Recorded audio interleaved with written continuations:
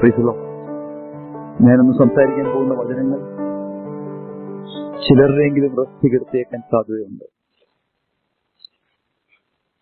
കാരണം കർത്താവ് ആദ്യം നമ്മളായിരിക്കുന്ന ഒരു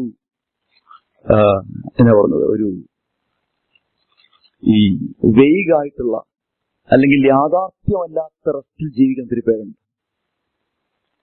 എന്ന് പറഞ്ഞാൽ കാര്യങ്ങളൊന്നും വലിയ കുഴപ്പമില്ലെങ്കിൽ ഒരു റെസ്റ്റിലാണ്.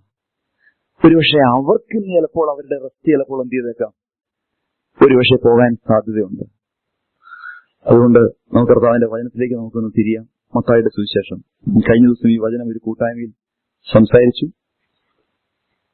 അവിടെ പലരുടെയും റെസ്റ്റ് പോയെന്നാണ് ഞാൻ വിചാരിക്കുന്നത്. മത്തായിയുടെ സുവിശേഷം അതിന്റെ 7-ാം അധ്യായം അതിന്റെ 21 മുതൽ 23 വാക്യങ്ങൾ. Matthew chapter 7 versus 21 to 23. എന്നോട് കർത്താവേ കർത്താവേ എന്ന് പറയുന്നവൻ ഏവനുമല്ല, സ്വർഗ്ഗസ്ഥനായ എന്റെ പിതാവിന്റെ ഇഷ്ടം ചെയ്യുന്നവനത്രേ സ്വർഗ്ഗരാജ്യത്തിൽ കടക്കുന്നത്.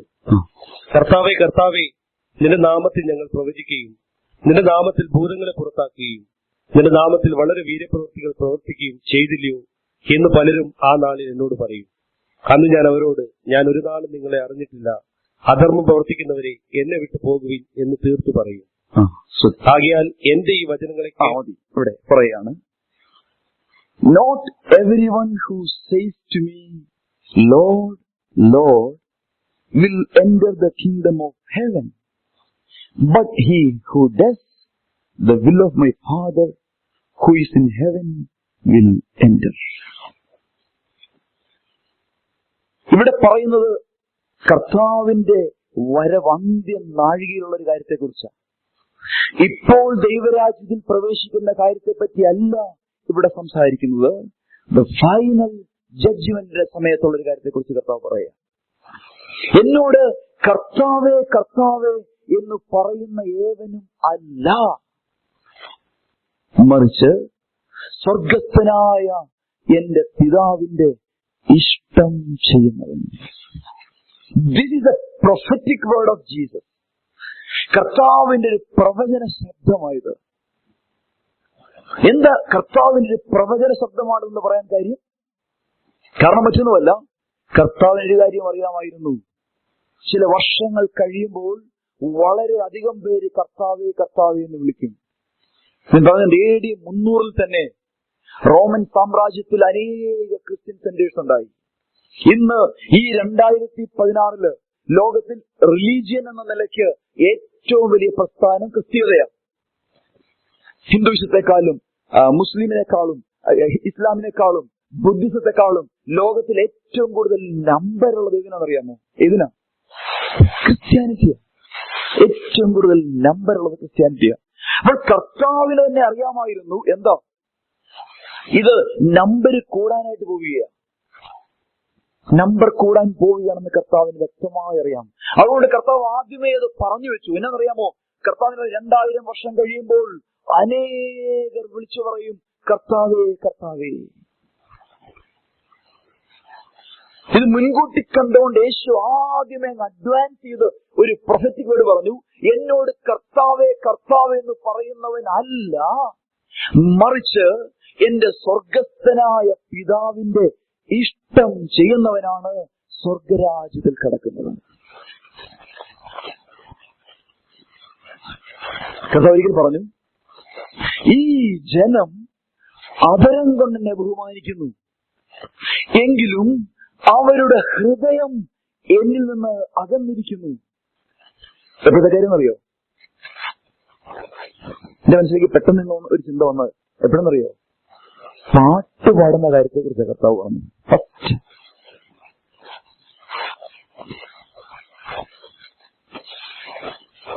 കഴിഞ്ഞ ദിവസം ഒരു വ്യക്തി ഇതുപോലെ പറഞ്ഞു, ഞാൻ ഒരു ചർച്ചിൽ പോകുന്ന ഒരു വ്യക്തിയാണ്. എല്ലാ ഞായറാഴ്ചയും പോവും. അവിടെ കുറെ പാട്ടൊക്കെ പാടും, പ്രസംഗമൊക്കെ പറയും. ഞാൻ തിരിച്ചു പോരും. പ്രത്യേകിച്ച് ഒരു കാര്യമില്ല.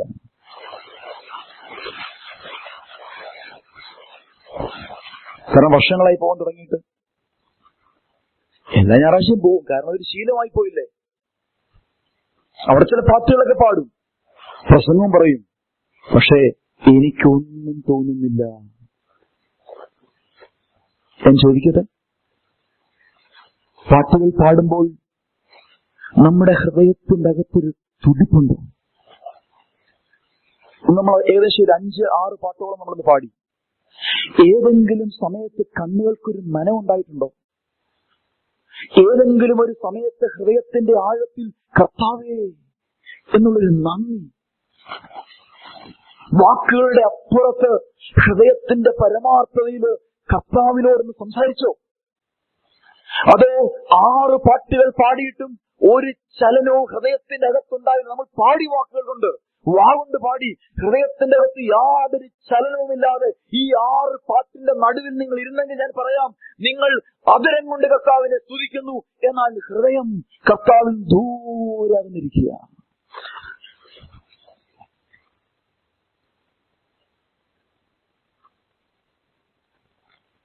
മനസ്സാക്ഷിയോടുന്ന പ്രഭാവത്തിൽ ചോദ്യം ചോദിക്കുക. 6 പാട്ട് പാടി. ഇവിടെ പാട്ടുകൾ പാടുമ്പോൾ ഒത്തിരി സെലക്റ്റീവായിട്ടാണ് പാടുന്നത്. നിങ്ങൾക്കറിയാം, എന്തെങ്കിലും കുറെ പാട്ടുകളല്ല പാടിക്കൊണ്ട് പോകുന്നത്. കാരണം അത് കർത്താവിനെ ഫോക്കസ് ചെയ്യുന്നതായിരിക്കണം, കർത്താവിനെ സ്തുതിക്കുന്നതായിരിക്കണം, കർത്താവിന് മഹത്വം കരയറ്റുന്നതായിരിക്കണം. അത് മാൻ സെന്റേഡ് ആയിരിക്കരുത്, അത് ഗോഡ് സെന്റേഡ് ആയിരിക്കണമെന്ന് കരുതി അവിടെ ഓരോ പാട്ടുകളും പാടുന്നത്. സഹോദരന്മാര് പാട്ടുകളൊക്കെ സെൻഡ് ചെയ്യുമ്പോൾ ഞങ്ങൾ വീണ്ടും നോക്കാറുണ്ട്. ഓക്കെ, ഈ പാട്ടുകളെല്ലാം കർത്താവിനെ ഫോക്കസ് ചെയ്താണോ? കർത്താവിനെ ഫോക്കസ് ചെയ്ത പാട്ടുകളുടെ നടുവിൽ ഒരു ചലനവും ഹൃദയത്തിന്റെ അകത്ത് തട്ടിയില്ലെങ്കിൽ അതിന്റെ അർത്ഥം എവിടെയോ ഒരു ഹൃദയകാഠിന്യം സംഭവിച്ചു. അതരം കർത്താവിനെ സ്തുതിക്കുന്നു, ഹൃദയം കർത്താവിൽ നിന്ന് ദൂരെ മാറിയിരിക്കുന്നു. That is the first test. That is the first test.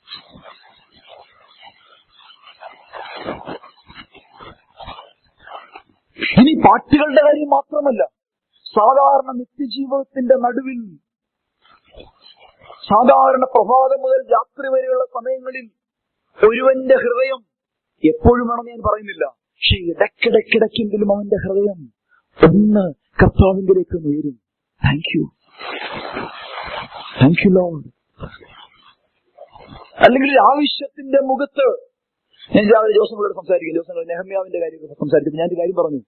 നെഹമ്യാവിന്റെ ജീവിതത്തില് രാജാവിനോട് റിക്വസ്റ്റ് പറയുന്നതിന് മുൻപ് അവൻ ആദ്യം സ്വർഗത്തിലെ ദൈവത്തോടൊന്ന് പ്രാർത്ഥിച്ചിട്ട് രാജാവിനോട് സംസാരിച്ചു. രാജാവിനോട് സംസാരിക്കാൻ പോകുന്നതിന് മുൻപ് അവൻ സ്വർഗത്തിലെ ദൈവത്തോടൊന്ന് സംസാരിച്ചു. ഞാൻ ചോദിക്കട്ടെ, ബോസിനോട് ഒരു പ്രധാനപ്പെട്ട കാര്യം പറയാൻ പോകുന്നതിന് മുൻപ് സ്വർഗത്തിലെ ദൈവത്തോട് പറഞ്ഞോ? പറഞ്ഞു. കുഞ്ഞുങ്ങളെ കുറിച്ചുള്ള ഒരു പ്രധാന തീരുമാനമെടുക്കുന്നതിന് മുൻപ് സ്വർഗത്തിലെ ദൈവത്തോടൊന്ന് പറഞ്ഞോ? ഒരു പ്രധാനപ്പെട്ട കാര്യത്തിന് പോകുന്നതിന് മുൻപ് അത്രയെങ്കിലും, ഞാൻ പറഞ്ഞ പ്രധാനപ്പെട്ട കാര്യം മാത്രമല്ല, ഒരു ഭക്തന്റെ ഹൃദയം എപ്പോഴും കണക്റ്റഡാ. ഓരോ കാര്യത്തിന്റെ നടുവിൽ അവന്റെ ചിന്ത, ഇത് കർത്താവിന് പ്രസാദകരമാണോ? ഒരു കാര്യം പറഞ്ഞിട്ട് അങ്ങോട്ട് മാറുമ്പോൾ അവന്റെ മനസ്സിൽ, ഞാനാ പറഞ്ഞത് കൂടിപ്പോയോ കർത്താവേ? ഞാനാ പറഞ്ഞത് ആ വ്യക്തിക്ക് ഇടർച്ച വരുത്തിയോ കർത്താവേ? ഭക്തന്റെ ഹൃദയത്തിന്റെ അകത്ത് എപ്പോഴും ഈ ഒരു തുടിപ്പുണ്ട്. ഞാൻ പറഞ്ഞു, ഇതില്ലെങ്കിൽ അതിന്റെ അർത്ഥം എന്നാണെന്നറിയാമോ? അതരം കൊണ്ട് കർത്താവിനെ ബഹുമാനിക്കുന്നുണ്ട്, എന്നാൽ ഹൃദയം കർത്താവിൽ നിന്ന് വളരെ ദൂരമാണ്. ഒന്നുകൂടെ റിപ്പീറ്റ് ചെയ്യട്ടെ. കർത്താവ് പറഞ്ഞു, എന്നോട് കർത്താവേ കർത്താവേ എന്ന് പറയുന്നവനല്ല. Not everyone who calls me lord lord. No, എന്റെ പിതാവിന്റെ ഇഷ്ടം ചെയ്യുന്നവൻ. ഞാൻ അല്പം കൂടെ ഒന്ന് എലാബറേറ്റ് ചെയ്യാം. എന്റെ പിതാവിന്റെ ഇഷ്ടം ചെയ്യാൻ ആഗ്രഹിക്കുന്നവൻ, ഏതാ എന്റെ പിതാവിന്റെ ഇഷ്ടം എന്താണെന്ന് അന്വേഷിക്കുന്നവൻ, പിതാവിന്റെ ഇഷ്ടം ചെയ്യാൻ മനസ്സൊരുക്കമുള്ളവൻ, അവനാ സ്വർഗ്ഗരാജ്യത്തിൽ കിടക്കുന്നത്. അവന് മാത്രമേ കിടക്കാനായിട്ട് കഴിയൂ. ഒരു ചർച്ചിൽ 25 വർഷം ഇരുന്നത് കൊണ്ട് സ്വർഗ്ഗരാജ്യത്തിൽ പോകുന്ന ആരും തെറ്റിദ്ധരിക്കരുത് പ്ലീസ്. സ്നാനപ്പെട്ടതുകൊണ്ട് സ്വർഗ്ഗരാജ്യത്തിൽ സീറ്റ് റിസർവ്ഡ് ആണെന്ന് ആരും തെറ്റിദ്ധരിക്കരുതേ. സുവിശേഷം പറയുന്നത് കൊണ്ട് സ്വർഗ്ഗരാജ്യത്തിൽ പോകുന്ന ആരും തെറ്റിദ്ധരിക്കരുത്. നോ, സ്വർഗത്തിൽ ഒറ്റ സ്ഥലമാണ്. കാരണം എന്നറിയോ? കർത്താവ് പ്രാർത്ഥിക്കാൻ പഠിപ്പിച്ചു, നിന്റെ ഇഷ്ടം സ്വർഗത്തിലെ പോലെ ഭൂമിയിലുമാകണമേ. എന്താ സ്വർഗത്തിന്റെ പ്രത്യേകത? ഒറ്റ കണ്ടീഷനെ സ്വർഗത്തിലുള്ളൂ, പിതാവിന്റെ ഇഷ്ടം. അതിവിടെ പരിശീലിച്ചു തുടങ്ങിയ ഒരുവൻ എന്തിനാണെന്നറിയാമോ? കാരണം അവൻ പോകാൻ പോകുന്ന സ്ഥലം സ്വർഗത്തിൽ പിതാവിന്റെ സ്ഥലത്താ. അവിടെ ഒരു പ്രത്യേകതയുണ്ട്. അവിടത്തെ ഏറ്റവും ചെറിയൊരു പുല്ല് പോലും പിതാവിനെ അനുസരിക്കുക. ഞാൻ എങ്ങനെ പറയട്ടെ ഒരു ആലങ്കാരിക ഭാഷയിൽ? സ്വർഗത്തിലെ ഏറ്റവും വലിയ പ്രത്യേകത ഏതാ? സ്വർഗത്തിലുള്ള മുഴുവൻ ദൂതഗണങ്ങളും എപ്പോഴും പിതാവിന്റെ ആജ്ഞയ്ക്ക് വേണ്ടി കാത്തിരിക്കുക. ഒരുവൻ അനുസരിച്ചില്ല, അവൻ പുറത്തുപോയി. കാരണം അതാ സ്വർഗത്തിന്റെ പ്രത്യേകത. ഇനി അങ്ങനെ അനുസരിക്കാൻ സാധ്യതയില്ലാത്തവരെ അകത്ത് കയറ്റുന്നില്ല കേട്ടോ. ഒരുവൻ ഇവിടെ പരിശീലിച്ച് പിതാവിനെ അനുസരിക്കാൻ മനസ്സില്ലാത്തവനെ അവിടെ കയറ്റുന്നില്ല. കാരണം ഇനി സ്വർഗത്തിൽ കയറി ഇറക്കി വിടുന്ന പരിപാടിയില്ല. അതോ സ്വർഗത്തിന്റെ പ്രത്യേകത. കാരണം അതെല്ലാം കഴിഞ്ഞു, ഫിനിഷ്ഡ്. ആ പരിപാടിയെല്ലാം കഴിഞ്ഞെന്ന്. ഏദന്റെ പർദീസയിൽ വെച്ച് മനുഷ്യൻ പാപം ചെയ്തപ്പോൾ ദൈവം മേക്ക് ഷുവർ ചെയ്യുക, ഇനി സ്വർഗത്തിൽ എന്തുണ്ടാകരുത്, ഇതുപോലൊരു കാര്യപരിപാടി ഉണ്ടാകരുത്. അതുകൊണ്ട് പിശാചിനെ മാറ്റാൻ പോകുന്നു, എല്ലാം നീക്കാൻ പോവുകയാണ്. അതുകൊണ്ട് പിതാവിന്റെ ഹിതത്തിന് വേണ്ടിയിട്ട് വാഞ്ചയില്ലാത്തവനെ, പിതാവിന്റെ ഹിതം അനുസരിക്കുവാൻ മനസ്സില്ലാത്തവനെ, പിതാവിന്റെ ശബ്ദത്തിന് വേണ്ടി കാതോർത്തിരിക്കാത്തവനെ, അതിനു വേണ്ടിയിട്ട് വാഞ്ചയില്ലാത്തവനെ അതിന്റെ അകത്തേക്ക് കയറ്റുവാൻ പിതാവിന് മനസ്സില്ല. കാരണം എന്താ അറിയാമോ? അതാ സ്വർഗം. അതുകൊണ്ട് യേശു പ്രാർത്ഥിക്കാൻ പഠിപ്പിച്ചത്, നിന്റെ ഇഷ്ടം സ്വർഗത്തെ പോലെ ഭൂമിയിലുമാകണം എന്ന് പറഞ്ഞാൽ എന്റെ ജീവിതത്തിലാകണമേ കർത്താവേ എന്ന്. മുഴുവൻ ഭൂമിയിലാകണമെന്ന കർത്താവിന്റെ ആഗ്രഹം. പക്ഷെ മുഴുവൻ ഭൂമിയിലാകുന്നതിന് മുൻപ് അത് എന്റെ ജീവിതത്തിൽ ആരംഭിക്കേണ്ടത് എവിടെയാണ്? എന്റെ ജീവിതത്തിൽ പിതാവിന്റെ ഇഷ്ടം ചെയ്യാനായിട്ടുള്ള ഒരു വാഞ്ച, ഒരാഗ്രഹം, ഒരു എരിവ്, ഒരു താല്പര്യം, അതിനുവേണ്ടി മാത്രം പിതാവിനെ നോക്കുന്ന ഒരു മനോഭാവം. അതിനു വേണ്ടിയിട്ടാ സൗരങ്ങൾ ഈ പ്രസംഗം, അതിനു വേണ്ടിയിട്ടാ ഈ വചനം, അതിനു വേണ്ടിയിട്ടാ സഭ, അതിനു വേണ്ടിയിട്ടാ കൂട്ടായ്മ അല്ല. That's all. അതിനു വേണ്ടിയിട്ടാണ് ഈ കാര്യപരിപാടികൾ മുഴുവൻ. എന്തിനാ ഈ പ്രസംഗം പറയുമ്പോൾ? പിതാവിന്റെ ഹിതം വെളിപ്പെടുത്തുക. അതാ പ്രിയ സോദരൻ കഴിഞ്ഞ കുറച്ചു സമയം വചനത്തിലൂടെ സംസാരിച്ചത്. ഓരോ പ്രസംഗത്തിലും പിതാവിന്റെ ഹിതം വെളിപ്പെടുത്തുക. ദൈവവചനം വായിക്കുമ്പോൾ പിതാവിന്റെ ശബ്ദം, പിതാവിന്റെ ഹൃദയം നമ്മൾ അറിയുക. ഓരോ കൂട്ടായ്മയിലും ആ പിതാവിന്റെ ഹിതം തിരിച്ചറിഞ്ഞ് അതിലേക്ക് ഫോക്കസ് ചെയ്യാൻ വേണ്ടിയുള്ള പരിശീലനമാണ് ഇവിടെ. യേശു പറഞ്ഞു, ഞാൻ അടുത്ത സീരിയസ് പോയിന്റിലേക്ക് വരാൻ പോവുകയാണ്. എന്നോട് കർത്താവേ കർത്താവേ. നിങ്ങൾ യേശുവിന്റെ വാക്ക് ശ്രദ്ധിച്ചോ? പിതാവേ പിതാവേ എന്നല്ല പറഞ്ഞേ, യേശുവേ യേശുവേ എന്നല്ല പറഞ്ഞേ. ഒത്തിരി വാക്കുകളുണ്ട്. പക്ഷെ യേശു സെലക്ട് ചെയ്ത പദം പോലും ഒരു പ്രൊഫറ്റിക് എന്നാണ് ഞാൻ പറഞ്ഞത്. എന്താണെന്നറിയാമോ? കർത്താവേ കർത്താവേ. ഏറ്റവും കൂടുതൽ പ്രാർത്ഥിക്കുന്ന ഏത് വാക്ക് ഉപയോഗിച്ച? പറഞ്ഞു സോദരങ്ങളെ, എന്താ ഏറ്റവും കൂടുതൽ ഉപയോഗിക്കുന്ന വാക്ക് ഏതാ? കർത്താവേ. അതിവിടെ കരിസ്മാറ്റിക് അസംബ്ലി മാത്രമല്ല, ഈ ഭൂലോകം മുഴുവൻ എല്ലാരും വിളിക്കുന്നുണ്ടെന്നാ കർത്താവേ എന്നാ. അത് കാത്തലിക്സ് ആണെങ്കിലും ബാപ്റ്റിസ്റ്റ് ആണെങ്കിലും പെന്തക്കോസ്റ്റ് ആണെങ്കിലും ഏത് ഇഷ്ടാണെങ്കിലും ശരി, വിളിക്കുന്ന മുഴുവൻ എല്ലാവരും കർത്താവേ എന്നാ വിളിക്കുന്നത്. എത്ര പ്രൊഫറ്റിക കർത്താവിന്റെ വാക്കുകൾ. എന്നോട് കർത്താവേ കർത്താവേ എന്ന് പറയുന്ന ഏവനുമല്ല. അടുത്ത എക്സ്പ്ലനേഷൻ കുറച്ചും കൂടെ അതിന്റെ ഡീറ്റെയിൽസ് താഴെ കൊടുക്കുകയാണ്. അടുത്ത കേൾക്കുമ്പോൾ നമ്മൾ ഷോക്കാവുന്നത്. 22-ാം വാക്യം, കർത്താവേ കർത്താവേ. അവരും വിളിക്കുന്ന കർത്താവേ എന്നാ. അതുപോലെ ഇവിടെ ഒരു പ്രാവശ്യമല്ലേ വിളിക്കുന്നത്? എത്ര പ്രാവശ്യം വിളിക്കുന്നത്? രണ്ടാമതാണ്. അപ്പം ലെവൽ കൂടി എന്ന് പറഞ്ഞാൽ ഭയങ്കര വിളിയാണ് വിളിക്കുന്നത്. കർത്താവേ കർത്താവേ. എന്തൊരു വിളിയാ! കേൾക്കുമ്പോൾ ഓർക്കും കർത്താവുമായിട്ട് എന്തൊരു ബന്ധം. അടുത്തത്, നിന്റെ നാമത്തിൽ ഞങ്ങൾ പ്രവചിക്കുകയും നിന്റെ നാമത്തിൽ ഭൂതങ്ങളെ പുറത്താക്കുകയും നിന്റെ നാമത്തിൽ വളരെ വീര്യപ്രവൃത്തികളും പ്രവർത്തിക്കുകയും ചെയ്തല്ലോ എന്ന് പലരും ആ നാളിൽ എന്നോട് പറയും. ആരോ ഒരു ദേവദാസൻ പറഞ്ഞു, ഇത് പെന്തക്കോസ്തുകാരെ കുറിച്ച് എഴുതിയിരിക്കുന്നത്. കാരണം ഈ ഭൂതങ്ങളെ പുറത്താക്കുന്നതും അത്ഭുതം ചെയ്യുന്നതൊക്കെ ഏത് കാറ്റഗറിയിൽപ്പെട്ടതാ? ഏതാ? ഏകദേശം നമ്മുടെ കാറ്റഗറിയിൽപ്പെട്ടതാ എന്ന് പറഞ്ഞാൽ ഇതിനെക്കുറിച്ചൊക്കെ ചിന്തിക്കുകയും അല്ലെങ്കിൽ അല്പസ്വല്പമായി അവിടെ ഇവിടെയും പോയി പ്രാർത്ഥിച്ചാൽ രോഗിയൊക്കെ സൗഖ്യമാകുകയും ചില കൊച്ചു കൊച്ചു ഭൂതങ്ങളൊക്കെ വിട്ടുപോവുകയും ചെയ്ത് നമ്മുടെ കാറ്റഗറിയിൽപ്പെട്ട ആൾക്കാരെ കുറിച്ചാണ് സ്പെസിഫിക്കലി ഈ കാര്യം പറയുന്നത്. അവരുടെ ക്ലെയിം കണ്ടോ? നിങ്ങൾ ശ്രദ്ധിച്ച്. എന്താ അവരുടെ ക്ലെയിം? ആരോടാ പറയുന്നത്? സർവശക്തനായ ദൈവത്തിന്റെ മുമ്പിൽ ചെന്നിട്ട് അവന്റെ കാര്യം പറയാണ്, കർത്താവേ കർത്താവേ. കള്ളം പറയാൻ പറ്റുമോ അവിടെ? അത് നടക്കത്തില്ല. അന്നേരം ദൂതൻ ചെവിക്ക് പിടിച്ച് കരേറ് കൊടുക്കും. അവര് പറയുന്നത്, കർത്താവേ കർത്താവേ, നിന്റെ നാമത്തിൽ ഞങ്ങൾ ഭൂതങ്ങളെ പുറത്താക്കി. കർത്താവിനെ പറഞ്ഞേ, ആമേൻ, കറക്റ്റാ. കർത്താവിനെതിരൊന്നും പറയുന്നില്ല, എന്റെ നാമത്തിലൊന്നും നീ പിശാചിനാൽ ഭൂതത്തെ പുറത്താക്കില്ല. നമ്മുടെ കാര്യം അങ്ങനത്തെ പ്രശ്നമുണ്ട് നമുക്ക്. ദൈവമല്ല പിന്നെ ആരാ? പിശാച്. നമ്മുടെ ഒരു എക്സ്ട്രീം അതാണ്. നമ്മൾ ഭയങ്കര എക്സ്ട്രീമിസ്റ്റ് ആൾക്കാരാണ്. ഒരു കാര്യം നമുക്ക് തോന്നുകയാണ് അവിടെ യേശു ഒന്നും ഇല്ലെങ്കിൽ പറഞ്ഞു പിന്നെ എന്നാ ഭൂതോ അല്ലെങ്കിൽ പിശാചോ എന്നൊക്കെയാണ് നമ്മൾ പറയുന്നത്. പക്ഷെ കർത്താവിനോട് ഒന്നും പറയുന്നില്ല. കർത്താവ് ഇതിന്റെ മറുപടി എന്താണ് അടുത്ത വാക്യത്തിലുള്ള? ഇവര് പറയുന്ന ക്ലെയിം ഇതാണ്, ഇവരുടെ സ്പിരിച്വാലിറ്റിയുടെ ക്ലെയിം ഇതാ: കർത്താവേ, ഞങ്ങൾ നിന്റെ നാമത്തിൽ ഭൂതങ്ങളെ പുറത്താക്കി, ഞങ്ങൾ നിന്റെ നാമത്തിൽ രോഗികളെ സൗഖ്യമാക്കി, ഞങ്ങൾ നിന്റെ നാമത്തിൽ പ്രവചിച്ചു, ഞങ്ങൾ നിന്റെ നാമത്തിൽ വലിയ വീര്യപ്രവൃത്തികളെ ചെയ്തു. ഇതെല്ലാം നടന്ന കാര്യമാണ്. പക്ഷെ കർത്താവ് പറയുക, ഞാൻ നിങ്ങളെ ഒരു നാളും അറിഞ്ഞിട്ടില്ല. ഐ നെവർ ന്യൂ യു എന്നാ പറഞ്ഞു. ഇപ്പൊ അറിയുന്നില്ലല്ലോ കേട്ടോ.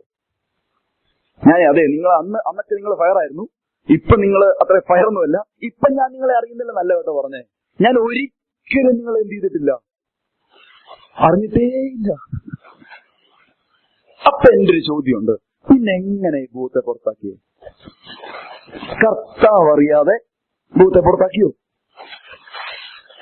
കർത്താവ് അറിയാതെ വളരെ വലിയ വീര്യപ്രവൃത്തികൾ ചെയ്തോ? കർത്താവ് അറിയാതെ ചെയ്യാം. കർത്താവ് അറിയാതെ കർത്താവിന്റെ നാമത്തിൽ ചെയ്യാം. ഞാൻ ഒരിക്കൽ പറഞ്ഞിട്ടുണ്ട് ഇവിടെ. ശിഷ്യന്മാര് പറഞ്ഞു, കർത്താവേ, വേറെ കുറെ ടീമുകൾ നിന്റെ നാമത്തിൽ അവിടെ എന്ത് ചെയ്യുന്നു? ഭൂതങ്ങളെ പുറത്താക്കുന്നു, ഞങ്ങൾ അതിനെ വിരോധിക്കട്ടെ. എടാ, യേശു കർത്താവ് ഉള്ളപ്പോഴത്തേന് കർത്താവ് അറിയാതെ അവിടെ കുറച്ച് പേര് എന്ത് ചെയ്യുക? ഭൂതത്തെ പുറത്താക്കും. ഭൂതം പോയോ? പോയി. അതിന്റെ കാരണം എന്താ അത് മനസ്സിലാക്കണം. നമുക്ക് അത് തിരിച്ചറിയുമ്പോൾ നമ്മൾ ഒത്തിരി കൺഫ്യൂഷൻ മാറും. അപ്പോസ്തല പ്രവർത്തനം അതിന്റെ 3-ാം അധ്യായം 12-ാം വാക്യം, 3:12. Acts chapter 3:12. അത് കണ്ടിട്ട് പത്രോസ് ജനങ്ങളോട് പറഞ്ഞത്, ഇസ്രായേൽ പുരുഷന്മാരെ, ഇതെങ്കിൽ ആശ്ചര്യപ്പെടുന്നത് എന്ത്? ഞങ്ങളുടെ സ്വന്തം ശക്തി കൊണ്ടോ ഭക്തി കൊണ്ടോ ഇവനെ നടക്കുമാറാക്കി എന്ന പോലെ ഞങ്ങളെ ഉറ്റുനോക്കുന്നത് എന്ത്? ശ്രദ്ധിച്ച്, ജന്മനാ മുടന്തരായ മനുഷ്യൻ സൗഖ്യമാകുന്ന സംഭവം. 40 വയസ്സിലധികം പ്രായമുള്ള മനുഷ്യൻ 40 വർഷമായിട്ട് നടന്നിട്ടില്ല. പക്ഷേ പത്രോസ് യോഹന്നാൻ പറഞ്ഞു, ഞങ്ങൾക്കുള്ളത് തരും, നസ്രേനായ യേശുവിന്റെ നാമത്തിൽ നടക്കുക എന്ന് പറഞ്ഞപ്പോൾ ഓൺ ദ സ്പോട്ടില് 40 വർഷം അമ്മയുടെ ഗർഭം മുതൽ മുടന്തരായ മനുഷ്യനാണ്. ഒറ്റ നിമിഷം കൊണ്ട് സൗഖ്യമായി. അവർ വണ്ടടിച്ചു പോയി. കാരണം നമ്മളൊക്കെ ഇപ്പൊ എന്ന് പറഞ്ഞു കഴിഞ്ഞാൽ എന്നാ പറഞ്ഞത്, ഒരു കാലിന് അല്പം നീളക്കുറവുണ്ടായിരുന്നു, ഒരു കാലിന് അല്പം നീളം കൂടുതലുണ്ടായിരുന്നു, അത് സൗഖ്യമായി. ഓക്കെ, അതൊക്കെയാണ് നമ്മളിപ്പോ ഒരു അത്ഭുതം, ഭയങ്കര അത്ഭുതമായിട്ട് പറയുന്നത്. പക്ഷെ ഇതങ്ങനെയൊന്നുമല്ല. ഈ കാലിന് നീളക്കുറവൊന്നും കൈക്ക് നീളക്കുറവൊന്നും അല്ല വിഷയം. ഇവിടെ പറയുന്നത് 40 വർഷമായിട്ട് ഈ മനുഷ്യൻ നടന്നിട്ടില്ല. 40 വർഷമായിട്ട്. എന്നാൽ അപ്പോസ്തലനായ പത്രോസും യോഹന്നാനും കൂടെ ഒരു മൊമെന്റ് യേശുക്രിസ്തുവിന്റെ നാമത്തിൽ നടക്കുക എന്ന് പറഞ്ഞപ്പോൾ അവൻ എഴുന്നേറ്റ് എന്ത് ചെയ്തു? എന്ത് ചെയ്തേനെ? ആദ്യം പകുതി നടന്നു, പിന്നെ ഒത്തിയൊത്തി നടന്നു, പിന്നെ വീൽ ചെയർ നടന്നു. അതൊന്നുമല്ല സംഭവം. ഒരു മൊമെന്റ് അവിടെ വാക്ക് ശ്രദ്ധിച്ചോണേ. നോക്കി അതിന്റെ 8-ാം വാക്യം, വേഴ്സ് 8. നടന്നും വായിച്ചു. അവൻ കുതിച്ചെഴുന്നേറ്റ് നടന്നും തുള്ളിയും ദൈവത്തെ പുകഴ്ത്തിയും കൊണ്ട് അവരോടുകൂടെ ദൈവാലയത്തിൽ കടന്നു.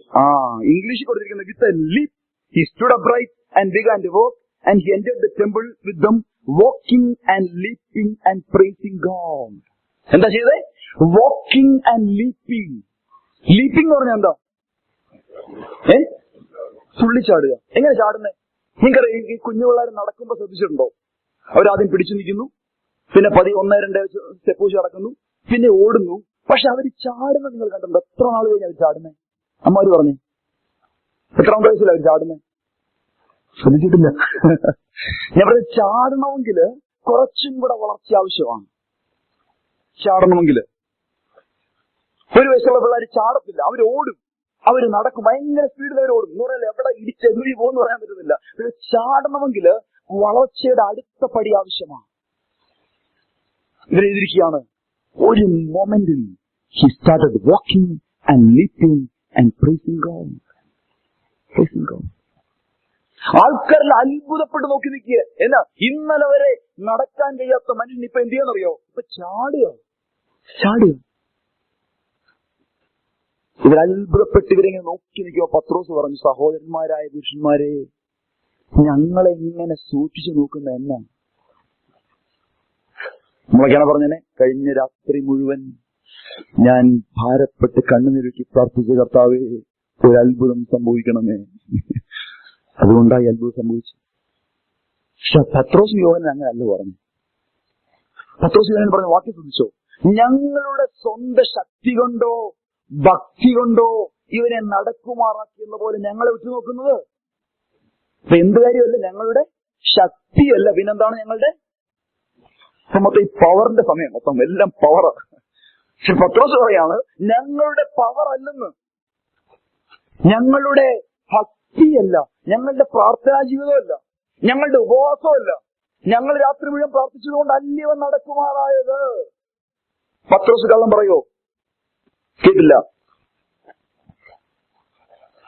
പിന്നെന്താ അടുത്ത വാക്യം, അതിന്റെ 16-ാം വാക്യം. അവന്റെ നാമത്തിലെ വിശ്വാസത്താൽ അവന്റെ നാമം തന്നെ നിങ്ങൾ കാണുകയും അറിയുകയും ചെയ്യുന്ന ഇവൻ ബലം പ്രാപിക്കുവാൻ കാരണമായി തീർന്നു. അവൻ മുഖാന്തരമുള്ള വിശ്വാസം ഇവന് നിങ്ങൾ എല്ലാവരും കാണുക ഈ ആരോഗ്യം വരുവാൻ ഹേതുവായി തീർന്നു. എന്താ? അവന്റെ നാമം, അവന്റെ നാമത്തിലുള്ള വിശ്വാസം. സഹോദരങ്ങളെ, യേശുവിന്റെ നാമത്തിന് ശക്തിയുണ്ടെന്ന് ഞാൻ പറയാം. നിങ്ങൾ ഒരു ദൈവകൃപയിലല്ലെങ്കിലും ഒരു രോഗിയെ കാണുമ്പം യേശുവിന്റെ നാമത്തിൽ അങ്ങ് പ്രാർത്ഥിച്ചു സൗഖ്യമാവും. വേറൊന്നും കൊണ്ടല്ല, അത് നിങ്ങളുടെ ഭക്തി കൊണ്ടല്ല, പിന്നെന്താ? യേശുവിന്റെ നാമത്തിന്റെ ശക്തി കൊണ്ടാണ്. ഇതാർക്കറിയാമായിരുന്നു? പത്രോസിന് യോഹന്നാന് അറിയാമായിരുന്നു. അപ്പം ചാടിക്കറി എല്ലാം പിശാചാന്നും പറയരുത്. അത്ഭുതങ്ങളൊക്കെ നടക്കുന്നു, ഇപ്പോഴും അത്ഭുതങ്ങൾ നടക്കും, ഭൂതം പുറത്താവും, എല്ലാം നമ്മൾ ചാടിക്കറി എല്ലാം പിശാചാന്ന് പറയുന്നത്. എല്ലാം ചാടിക്കറി പിശാചെന്ന് പറയാൻ ഒന്ന് പോസ്റ്റ് ചെയ്യും, ഒന്ന് വെയിറ്റ് ചെയ്യും. കാരണം ഒന്നും വേണ്ട, യേശുവിന്റെ നാമത്തിൽ എന്തുണ്ട്? ശക്തിയുണ്ട്. യേശുവിന്റെ നാമത്തിൽ എന്തുണ്ട്? അത്ഭുതങ്ങൾ സംഭവിക്കും. ഇനി വേറൊരു കാര്യം കൂടി ഞാൻ ഇങ്ങനെ പലപ്പോഴും ചിന്തിക്കാറുണ്ട്. വരുന്ന ജനത്തിന്റെ അവസ്ഥ കണ്ട് മനസ്സലിയുന്നവനെ കർത്താവ്. പ്രസംഗിക്കാൻ നിൽക്കുന്നവൻ ഗുണമില്ലാത്തവനാണെങ്കിൽ ശരി, വരുന്ന ആൾക്കാരുടെ ആവശ്യവും കണ്ടിട്ട്, അവരുടെ കണ്ണുനീര് കണ്ടിട്ട് അവിടെ അത്ഭുതം ചെയ്യുന്നവനാ കർത്താവ്. ഹല്ലേലൂയ. സ്വരങ്ങൾ. പക്ഷെ ഇവരുടെ ക്ലെയിം എന്തായിരുന്നറിയോ? 7 നമുക്കൊന്ന് മടങ്ങി വരാം. ഇവരുടെ ക്ലെയിം, ഇവരുടെ സ്പിരിച്വാലിറ്റിയുടെ ക്ലെയിം, ഞങ്ങൾ നിന്റെ നാമത്തിൽ ഭൂതങ്ങളെ പുറത്താക്കി, ഞങ്ങൾ നിന്റെ നാമത്തിൽ എന്ത് ചെയ്തു? അതിനെ പ്രവചിച്ചു, ഞങ്ങൾ നിന്റെ നാമത്തിൽ അത്ഭുതങ്ങൾ ചെയ്തു. ഇവരുടെ സ്പിരിച്വാലിറ്റിയുടെ ക്ലെയിം അവരുടെ പ്രവൃത്തിയായിരുന്നു. പക്ഷെ കർത്താവ് പറയാ, ഞാൻ നിങ്ങളെ അറിഞ്ഞിട്ടേയില്ല.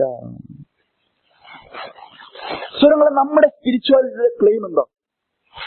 ഒരുപക്ഷെ നമ്മൾ ഇതുപോലെ വലിയ വലിയ കാര്യങ്ങൾ ചെയ്യുന്നതായിരിക്കാം. പക്ഷെ ഒരുപക്ഷെ നമ്മൾ പറയാം, കർത്താവേ, ഞങ്ങള് എല്ലാ ആഴ്ചയിലും കൃത്യമായിട്ട് മീറ്റിംഗ് അറ്റൻഡ് ചെയ്താ നമ്മുടെ പ്രവൃത്തിയിൽ നമ്മുടെ ആശ്രയം. അത് മാത്രമല്ല, 2002 സ്നാനപ്പെടുകയും ചെയ്താ. പിന്നെ അത് മാത്രമല്ല, എല്ലാ ദിവസവും 10 അധ്യായം ബൈബിൾ വായിച്ചതാ. What is our claim? ഇത് മാത്രമല്ല, ഇടയ്ക്കിടയ്ക്ക് ഞാൻ എന്ത് ചെയ്യുന്നുണ്ട്? അത്യാവശ്യ സുവിശേഷം പറയുകയും കിട്ടുന്നവർക്ക് ട്രാക്ട് കൊടുക്കുകയും ചെയ്യുന്നുണ്ട്. സൗരങ്ങളെ, നമ്മുടെ സ്പിരിച്വാലിറ്റിയുടെ ക്ലെയിം ഇതൊന്നുമല്ല. കർത്താവ് പറഞ്ഞത്, ഞാൻ നിങ്ങളെ ഒരു നാളും അറിഞ്ഞിട്ടേയില്ലെന്ന് പറഞ്ഞു. ഇത്രയും വലിയ ആൾക്കാർ ആലോചിക്കുക, നമുക്കൊന്ന് ഇമാജിൻ ചെയ്യാൻ പറ്റുമോ? വലിയ വീര്യപ്രവൃത്തി ചെയ്ത ഒരാളെ കർത്താവ് അറിയത്തില്ല. നമ്മളിപ്പോ എന്നാ അറിയോ, ഒരാൾ വലിയ വീര്യപ്രവൃത്തി ചെയ്ത ആള്, ഞാനൊക്കെ ഓർക്കുന്നുണ്ട് വർഷങ്ങൾക്ക് മുൻപ് രക്ഷയിലേക്ക് വരുന്ന സമയം ഇങ്ങനെ മീറ്റിങ്ങുകളൊക്കെ അറ്റൻഡ് ചെയ്ത് പോയി തുടങ്ങിയിട്ടുണ്ട്. അപ്പൊ അവിടെ ഒരു ഭയങ്കര ഒരു മീറ്റിംഗ് നടക്കുക, ഒരു കൺവെൻഷൻ. ആൾക്കാര് സ്റ്റേജിരിക്കുന്ന ആളെ കാണാൻ പോലും വേല, അത്ഭുതങ്ങൾ ഇഷ്ടം പോലെ നടക്കുക. ഏറ്റവും അവസാനം ഒരു ആഗ്രഹം, ഈ ആളെ ഒന്ന് കാണണം. ആരാ? ഈ അത്ഭുത പ്രവർത്തകനെ ഒന്ന് കാണണം എന്ന് കരുതി ഈ ജനക്കൂട്ടത്തിനിടയിലൂടെ പോയി നടന്ന് അവിടെ ചെന്ന് കണ്ട ചിത്രം ഞാൻ ഓർക്കുന്നുണ്ട്. കാരണം അന്ന് ഈ വചനമൊന്നും അറിയത്തില്ലായിരുന്നു. അന്ന് ഞാൻ ഓർത്തുകൊണ്ടിരുന്നത് ഇതെല്ലാം പുള്ളിയുടെ ഭക്തി കൊണ്ടായി കാര്യങ്ങൾ നടക്കുന്നതെന്ന്. അല്ല, ഭക്തന്മാരായിരിക്കാം, ഞാൻ അതിനെക്കുറിച്ചല്ല പറയുന്നത്. പക്ഷേ അത്ഭുതങ്ങൾ നടക്കുന്നത് ഒരാളുടെ സ്പിരിച്വാലിറ്റിയുടെ അടയാളമല്ല.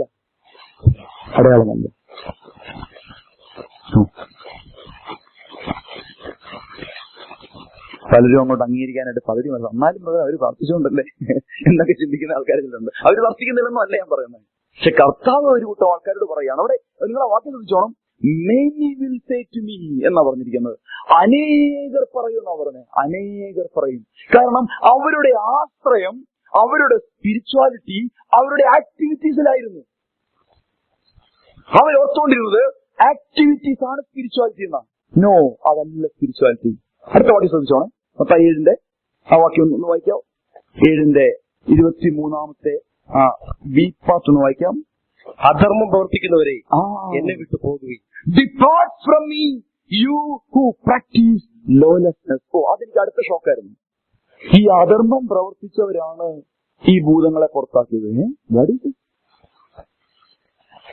ഈ അധർമ്മം പ്രവർത്തിച്ചുകൊണ്ടിരുന്നവരാണ് ഈ രോഗികളെ സൗഖ്യമാക്കിയത്. ഈ അധർമ്മം പ്രവർത്തിച്ചുകൊണ്ടിരുന്നപ്പോഴും എന്ത് വർക്ക് ചെയ്യുന്നറിയാമോ? എന്ത് വർക്ക് ചെയ്തു? ഗിഫ്റ്റ് വർക്ക് ചെയ്തു. കാരണം ദൈവം തന്റെ വിളിയെയും തെരഞ്ഞെടുപ്പിനെയും കുറിച്ച് അനുവദിക്കുന്നില്ലല്ലോ. കർത്താവ് ഒരു ഗിഫ്റ്റ് തന്നാൽ കർത്താവ് എന്ത് ചെയ്തില്ല? തിരിച്ചെടുക്കത്തില്ല. ഗിഫ്റ്റ് വർക്ക് ചെയ്തുകൊണ്ടേയിരിക്കും. നിങ്ങൾ പ്രാർത്ഥിച്ചാൽ രോഗി സൗഖ്യമാകും. നിങ്ങൾ സുവിശേഷം പറഞ്ഞാൽ ആൾക്കാർ രക്ഷിക്കപ്പെടും. പക്ഷെ കർത്താവ് പറയാ, അധർമ്മം പ്രവർത്തിക്കുമ്പോഴും അനീതി പ്രവർത്തിക്കുമ്പോഴും കാര്യങ്ങളെല്ലാം നടന്നുകൊണ്ടിരുന്നു. കർത്താവ് പറഞ്ഞു, ഞാൻ നിങ്ങളെ ഒരു നാളും അറിഞ്ഞിട്ടില്ല. അപ്പൊ ന്യായമായി നിങ്ങളുടെ മനസ്സിൽ ചോദ്യം വരാം, ബ്രദറെ അങ്ങനെയാണ് പിന്നെ എന്തിനാ ബ്രദറെ നമ്മൾ പ്രാർത്ഥിക്കുന്നത്? കർത്താവ് അത്ഭുതങ്ങളൊക്കെ സംഭവിക്കണം, അനേകരും മാനസാന്തരപ്പെടണം. അത്ഭുതങ്ങളുണ്ടെന്നേ. അത്ഭുതങ്ങളുടെ കാലം തീർന്നു പോയിട്ടില്ല. അത്ഭുതങ്ങളുടെ കാലം എന്ന് പറഞ്ഞ കാലമില്ല. അത്ഭുതങ്ങളുടെ ദൈവം എന്ന് പറഞ്ഞൊരു ദൈവമേ ഉള്ളൂ. അതുകൊണ്ട് അത്ഭുതങ്ങളൊന്നും തീർന്നു പോയിട്ടില്ല. ഇപ്പോഴും എന്ത് ചെയ്യും? യേശുവിന്റെ നാമത്തിൽ രോഗികൾ സൗഖ്യമാകും. ഇപ്പോഴും യേശുവിന്റെ നാമത്തിൽ ഭൂതങ്ങൾ പുറത്താകും. ഇപ്പോഴും യേശുവിന്റെ നാമത്തിൽ പ്രവചനമുണ്ട്. ഇതെല്ലാം ഉണ്ടെന്ന്. പക്ഷേ ഇവിടെ അനേകം ആൾക്കാരെ കുറിച്ച് പറയുകയാണ്, അവർ സ്പിരിച്വൽ ആക്ടിവിറ്റിയിൽ ഇൻവോൾവ് ആയിരുന്നു. പക്ഷെ എന്തില്ലായിരുന്നു?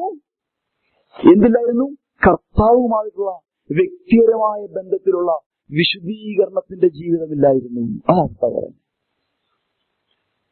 അതായത് സംസാരിക്കുന്നത്. ഓക്കെ, കുറച്ചും കൂടെ ക്ലാരിറ്റി കിട്ടാൻ അടുത്ത ഭാഗത്തേക്ക് വരാം. അതിന്റെ 24 വാക്യം. എന്റെ ഈ വചനങ്ങളെ കേട്ട് ചെയ്യുന്നവരൊക്കെ പാറമേൽ വീട് പണിത ബുദ്ധിയുള്ള മനുഷ്യനോട് തുല്യരാകുന്നു. വൻമഴ ചൊരിഞ്ഞു, നദികൾ പൊങ്ങി, കാറ്റടിച്ച് ആ വീട്ടിന്മേൽ അലച്ചു. അത് പാറമേൽ അടിസ്ഥാനമുള്ളതാകിയാൽ വീണില്ല. ഓക്കെ, നമുക്കറിയാം. നിങ്ങൾക്ക് കേട്ടപ്പോഴേ നിങ്ങൾക്ക് കാര്യം മനസ്സിലായി. കാരണം സൺഡേ സ്കൂളിലൊക്കെ ഈ പാട്ട് സ്ഥിരം നമ്മൾ പാടുന്ന പാട്ടാ അല്ലെ? റെയിൻ കെയിം ഡൗൺ എന്ന് പറഞ്ഞ് ടംബിളിംഗ് എന്നൊക്കെ ഒരു പാട്ടൊക്കെ ഇല്ലേ? ഓക്കെ, നമുക്കറിയാം. ഈ പാട്ടൊക്കെ നമുക്ക് അറിയാവുന്ന പാട്ടാ. പക്ഷെ നിങ്ങൾ ഇവിടെ ശ്രദ്ധിക്കേണ്ട ഒരു കാര്യമുണ്ട്. നമ്മൾ ഇത് കേട്ടിട്ടുള്ളതാണ് പല പ്രാവശ്യം. നമുക്ക് 2 പേര് ഭവനം പണിതു. ഒരാള് മണൽമേൽ പണിതു, ഒരാൾ പാറമേൽ പണിതു. പക്ഷെ ഞാൻ കുറച്ചുകൂടെ പറയാൻ ആഗ്രഹിക്കുക, ഈ 2 പേരുടെ ഭവനവും ഒരുപോലെ ആയിരിക്കുന്നേ കണ്ടു കഴിഞ്ഞാൽ. അതെ, 2 പേരുടെയും ഒരുപോലെ ആയിരിക്കുന്ന പറയാൻ കാര്യം, കാരണം അവര് പാടുന്ന പാട്ട് ഒരേ പാട്ടാണ് അല്ലേ? നമ്മളൊന്ന് പാടിയ ഒരേ പാട്ടല്ലേ പാടിയ?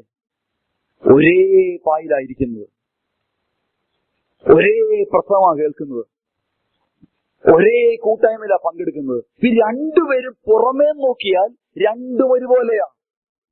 അത് കർത്താവ് പറഞ്ഞിട്ട് എന്ന് പറയാം, ഫൗണ്ടേഷനെ കുറിച്ച് സംസാരിക്കുന്നത്. നിങ്ങൾക്കറിയാമോ, ഒരു വീടിന്റെ ഫൗണ്ടേഷൻ കാണാൻ പറ്റുമോ? അത് കാണാൻ പറ്റുമോ? ഇല്ല. കാരണം എന്താ? അത് മണ്ണിന്റെ അടിയില്ല, അത് താഴെ, ഭൂമിക്ക് താഴെ ഫൗണ്ടേഷൻ. നോക്കുക, 2 പേര് ഒരേപോലെ ഭവനം പണിയുന്നു. കണ്ടു കഴിഞ്ഞാൽ 2 വീടും ഒരുപോലെ. ഞാൻ പറഞ്ഞ ഒരേ പെയിന്റോ, ഒരേപോലെ ഡോർ വെച്ചിരിക്കുക. നമുക്കറിയാം ഫ്ലാറ്റുകളൊക്കെ എങ്ങനെയാ, ഒരേപോലെയാണ് എല്ലാം. പക്ഷേ വ്യത്യാസം എവിടെയാണെന്നറിയാമോ? വ്യത്യാസം അതിന്റെ ഫൗണ്ടേഷനില്ല.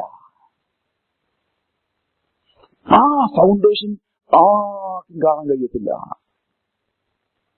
ഇതാ പ്രോബ്ലം. എപ്പോഴും ഫൗണ്ടേഷൻ വെളിപ്പെടുന്ന അറിയാവോ? എപ്പോഴാ വെളിപ്പെടുന്നത്? വൻമഴ ചൊരിഞ്ഞു, നദികൾ പൊങ്ങി, കാറ്റടിച്ചു.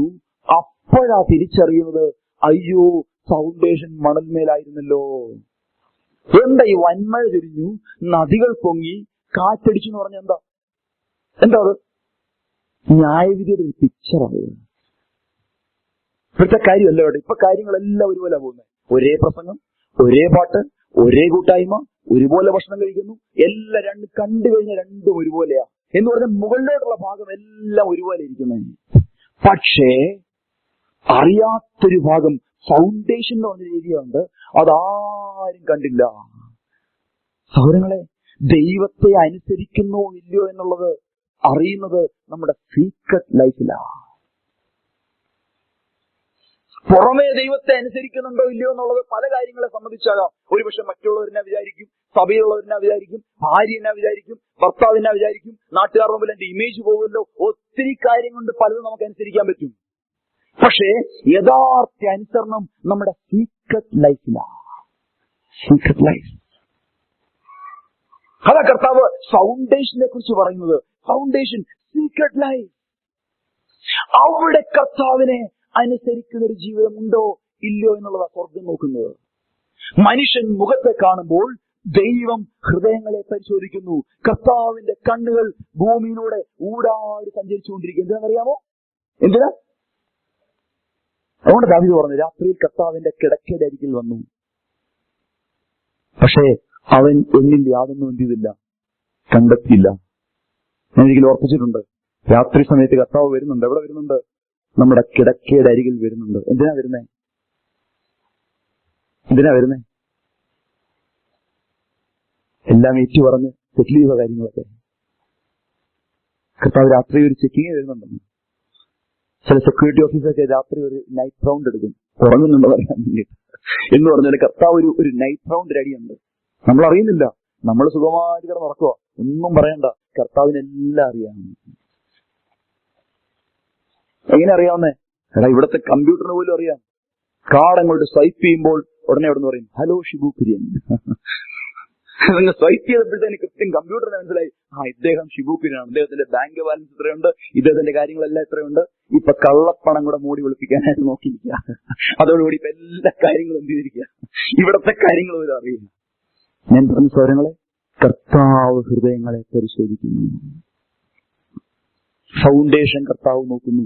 അവിടെ കർത്താവിന്റെ വചനത്തോടുള്ള അനുസരണം. ഓരോ പ്രാവശ്യവും അനുസരിക്കുമ്പം നിങ്ങൾ എന്ത് ചെയ്യുന്നറിയാമോ?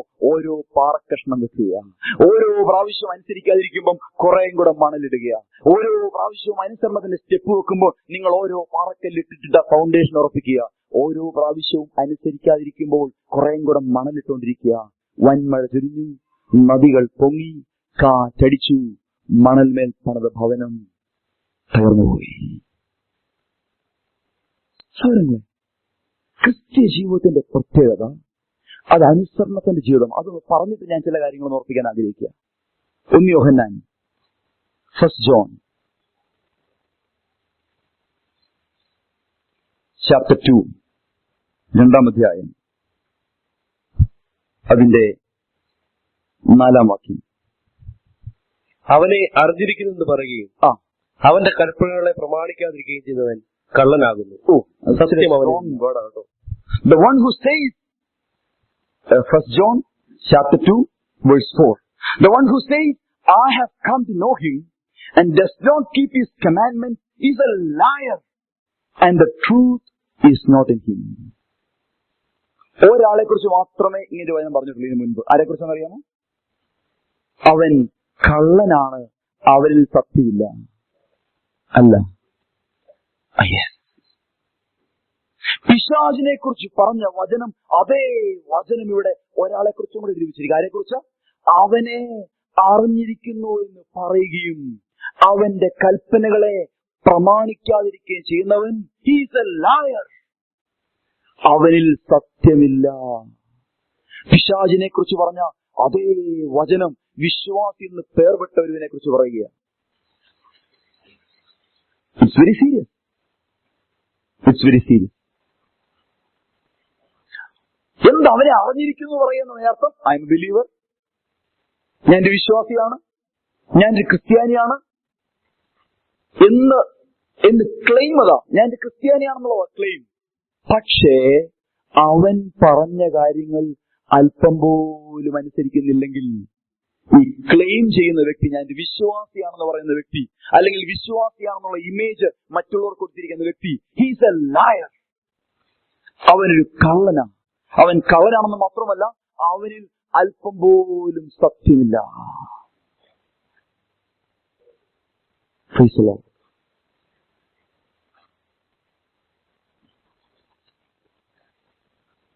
അടുത്തത് യോഹന്നാന്റെ സുവിശേഷം, 1 യോഹന്നാൻ സുവിശേഷമല്ല, ലേഖനം തന്നെ, 1 യോഹന്നാൻ 5-ാം അധ്യായം അതിന്റെ 3-ാം വാക്യം. 1 John chapter 5 verse 3. അവന്റെ കൽപ്പനകളെ പ്രമാണിക്കുന്നതല്ലോ ദൈവത്തോടുള്ള സ്നേഹം. അവന്റെ കൽപ്പനകൾ ഭാരമുള്ളവയല്ല. See, this is the love of God, that we keep His commandments, and His commandments are not burdensome. അവന്റെ കൽപ്പനകളൊന്നും എന്തുള്ളതല്ല, കേട്ടില്ല, ഭാരമുള്ളവയല്ല. എന്താ ഈ 1 യോഹന്നാൻ എഴുതിയെന്നറിയോ? യോഹന്നാൻ എന്തുകൊണ്ട് 1-ാം ലേഖനം എഴുതിയത്? കാരണം എഴുതിയ കാലഘട്ടം അവിടെ എഴുതിയിട്ടുണ്ട്. ഏകദേശം AD ഒരു പശ്ചാത്തലത്തെ കുറിച്ച് എഴുതിയിരിക്കുന്നത് ഏകദേശം ഒരു AD 90-100 ആ കാലഘട്ടത്തിലാണ് യോഹന്നാൻ എഴുതുന്നത്. ഒരു 90 കാലഘട്ടം നമുക്ക് കൂട്ടിക്കോ, ഏകദേശം 90-95 കാലഘട്ടത്തിൽ എഫേസോസിൽ വെച്ച് എഴുതിയെന്ന ഈ ബൈബിൾ എഴുതിയിരിക്കുന്നത്. AD 30 ആരംഭിച്ച ക്രൈസ്തവ സഭ 90-95 ആയപ്പോഴത്തേന് ഇഷ്ടം പോലെ ആളുണ്ട്, കൺവെൻഷനുകൾ ഇഷ്ടം പോലെ, മീറ്റിങ്ങുകൾ ഇഷ്ടം പോലെ. പക്ഷെ ഒരു കാര്യം മാത്രം ലാക്ക് ചെയ്യാനെന്നറിയാമോ? എല്ലാവരും ക്ലെയിം ചെയ്യുന്ന വിശ്വാസിയാണെന്ന, എല്ലാവരും ക്ലെയിം ചെയ്യുന്ന ക്രിസ്ത്യാനിയാണെന്ന. പക്ഷേ യോഹന്നാൻ ശ്രദ്ധിച്ചു നോക്കിയപ്പം അവന്റെ കൽപ്പനകൾ അനുസരിക്കുന്ന ഒരു മനോഭാവമില്ല, അവന്റെ കൽപ്പനകളോടുള്ള സീരിയസ്നെസ് ഇല്ല. ഓരോരുത്തൻ തനിക്ക് ബോധിച്ചതുപോലെ നടക്കുക. പക്ഷെ ക്ലെയിം എന്താ? I am a Christian, I am a believer, I am attending this church. ഇതിനാ യോഹന്നാൻ എഴുതിയത്.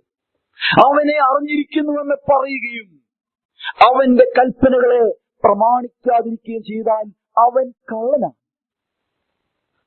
അങ്ങനെയാണെങ്കിൽ ഒരു വിശ്വാസിയുടെ ടിപ്പിക്കൽ ലക്ഷണം അവന്റെ കൽപ്പനകളെ അനുസരിക്കാൻ.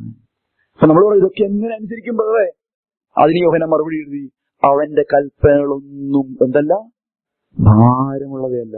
എന്താ ഭാരമുള്ളതെന്ന് പറയാൻ കാര്യം എന്താ?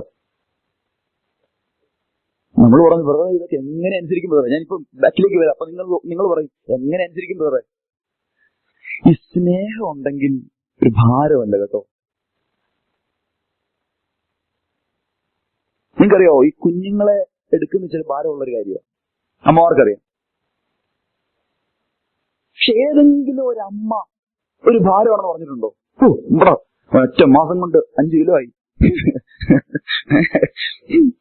ഞാൻ എടുത്ത് ചില പറയായിരിക്കും, നടുവേദന എടുക്കുന്നു പറയായിരിക്കും. പക്ഷെ ഒരിക്കലും അവർക്ക് എന്തായിട്ട് തോന്നിയിട്ടില്ലത്, ഭാരമായിട്ട് തോന്നിയിട്ടില്ല. കാരണം എന്താ?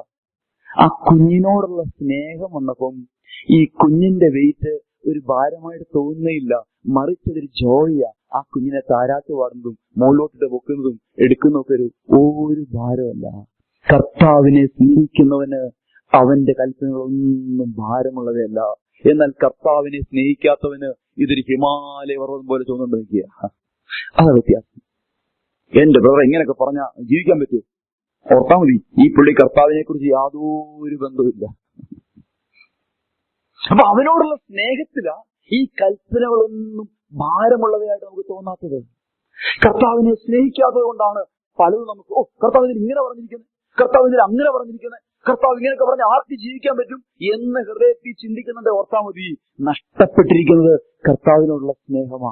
അല്ലെങ്കിൽ ഇതുവരെയും കർത്താവിനെ സ്നേഹിച്ചിട്ടേയില്ല. അങ്ങനെയാണെങ്കിൽ നമ്മളെല്ലാവരും ഭവനം പണിയില്ല കേട്ടോ. നിങ്ങൾ ഈ പ്രസംഗം കേട്ടുകൊണ്ടിരിക്കുമ്പോൾ ഓർത്തോണം, ഇത് ഡേഞ്ചറസ് പ്ലേസാ. കാരണം എന്ന് അറിയാമോ, ഇവിടെ ഒരു ഭവനം പണി നടന്നുകൊണ്ടിരിക്കുക. എല്ലാവരും ഭവനം പണിതുകൊണ്ടിരിക്കുക കേട്ടോ. ഇവിടെ ഇരിക്കുന്ന എല്ലാവരും ഭവനം പണിതുകൊണ്ടിരിക്കുക. എവിടെയാണെന്നുള്ളത് നിങ്ങൾ ചിന്തിച്ചാൽ മതി. എവിടെയാ? മണൽമേലാണോ പാറമേലാണോ? അനുസരിക്കാൻ മനസ്സ് വെച്ച് അതിനുവേണ്ടി പ്രാർത്ഥിക്കുകയും ആഗ്രഹിക്കുകയും ചെയ്യുമ്പോൾ നിങ്ങൾ പാറമേൽ അടിസ്ഥാനം ഇടുക. അനുസരണത്തിന്റെ പാതയിൽ ജീവിക്കുമ്പോൾ നിങ്ങൾ പാറമേൽ അടിസ്ഥാനം ഇടുക. എന്നാൽ ഓരോ പ്രാവശ്യവും വചനം കേട്ടിട്ട് കൂളായിട്ട് പൊടിയും തൊട്ട് വീട്ടിൽ പോകുന്ന ആൾക്കാര് അവര് മണൽമേൽ ഭവനം പണിതുകൊണ്ടിരിക്കുക. ഇപ്പൊ യാതൊരു കുഴപ്പമില്ല. മോളി പെയിന്റ് അടിയാ, മോളി നോക്കുമ്പോൾ വളരെ ഭംഗിയാ.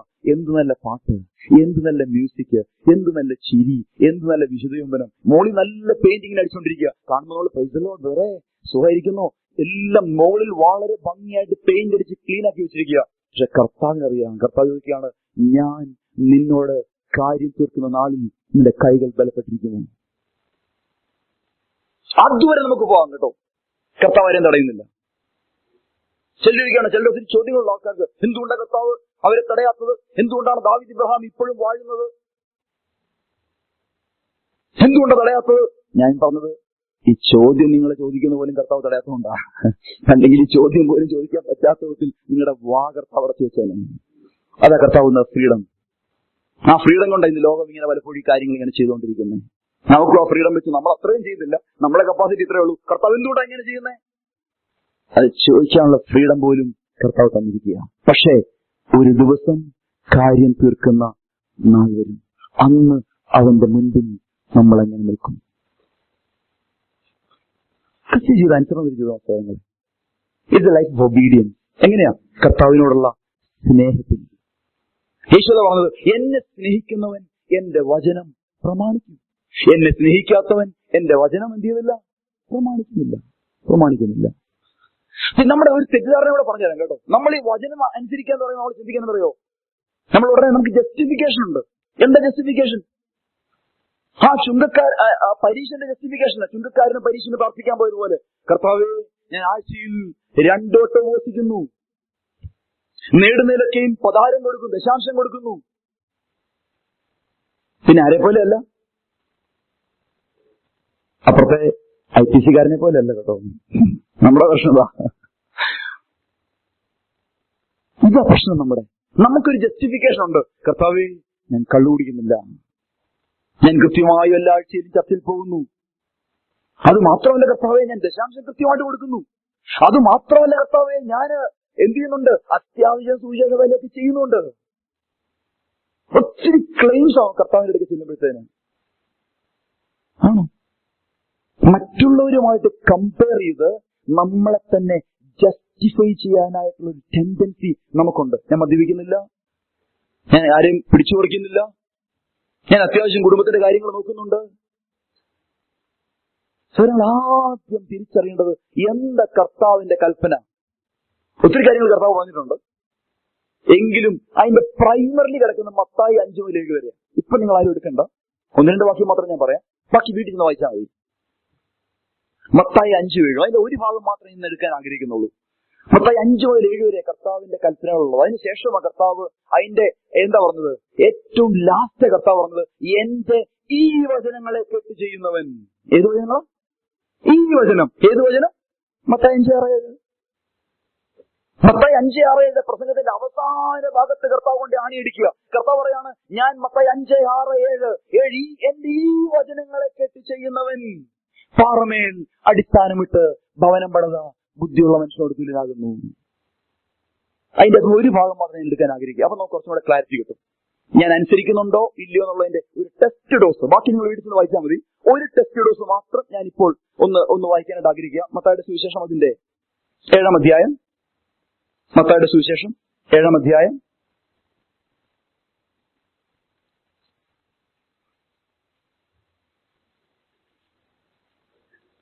അതിന്റെ 1 മുതൽ 5 വരെയുള്ള വാക്യങ്ങൾ വായിക്കാം. Matthew chapter 7 verses 1-5. നിങ്ങൾ വിധിക്കപ്പെടാതിരിക്കേണ്ടതിന് വിധിക്കരുത്. നിങ്ങൾ വിധിക്കുന്ന വിധിയാൽ നിങ്ങളെയും വിധിക്കും. നിങ്ങൾ അളക്കുന്ന അളവിനാൽ നിങ്ങൾക്കും അളന്നു കിട്ടും. എന്നാൽ സ്വന്തം കണ്ണിലെ കോൽ ഓർക്കാതെ സഹോദരന്റെ കണ്ണിലെ കരട് നോക്കുന്നത് എന്ത്? അല്ല, സ്വന്തം കണ്ണിൽ കോലിരിക്കെ നീ സഹോദരനോട് നില്ല്, നിന്റെ കണ്ണിൽ നിന്ന് കരട് എടുത്തു കളയട്ടെ എന്ന് പറയുന്നത് എങ്ങനെ? കപടഭക്തിക്കാരാ, മുമ്പേ സ്വന്തം കണ്ണിൽ നിന്ന് കോൽ എടുത്തു കളക, പിന്നെ സഹോദരന്റെ കണ്ണിൽ നിന്ന് കരട് എടുത്തു കളവാൻ വെടുപ്പായി കാണും. കർത്താവിന്റെ വചനത്തോടുള്ള അനുസരണം ഏറ്റവും കൂടുതൽ ലംഘിക്കപ്പെടുന്ന ഒരു മേഖല ഉപയോഗിക്കുകയാണെങ്കിൽ വിധിക്കുക എന്നുള്ളൊരു കാര്യമാണ്. വിധിക്കുക. നമുക്ക് എന്ത് കാര്യത്തെക്കുറിച്ച് നമുക്കൊരു അഭിപ്രായമുണ്ട്. എല്ലാവരെ കുറിച്ച് നമുക്കൊരു അഭിപ്രായമുണ്ട്. നമ്മൾ ഇന്ന് വരെ കാണാത്തവരെ കുറിച്ച് നമുക്കൊരു അഭിപ്രായമുണ്ട്. ഇന്ന് വരെ കേൾക്കാത്തവരെ കുറിച്ച് അഭിപ്രായമുണ്ട്. ഇതാണ് വിധിയുടെ 1-ാം ഘട്ടം. നമ്മളവരെ കണ്ടിട്ടില്ല, നമ്മളവരെ കേട്ടിട്ടില്ല, അല്ലെങ്കിൽ അവരുടെ പ്രസംഗം കേട്ടിട്ടില്ല, ഒന്നും കേട്ടിട്ടില്ല. പിന്നെന്താ? പിന്നെ വിധിക്കുന്നതിന്റെ കാര്യം എന്താ? അവൻ പോക്കാ, അവൻ ജീവിതകാലത്ത് രക്ഷപ്പെടത്തില്ല. പിന്നെ അടുത്ത ചെയ്തെന്ന് പറയും, ദൈവം തമ്പുരാൻ മോളീന്നിറങ്ങി താഴോട്ട് വന്നാലും ഇവൻ എന്ത് ചെയ്യത്തില്ല? രക്ഷപ്പെടത്തില്ല. സ്വരങ്ങളെ, ഒരാളെ കുറിച്ച് നമ്മുടെ അഭിപ്രായം, നമ്മൾ കൂടുതൽ അഭിപ്രായം പറഞ്ഞ നന്മയാണോ തിന്മയാണോ കൂടുതൽ പറയുന്നത്?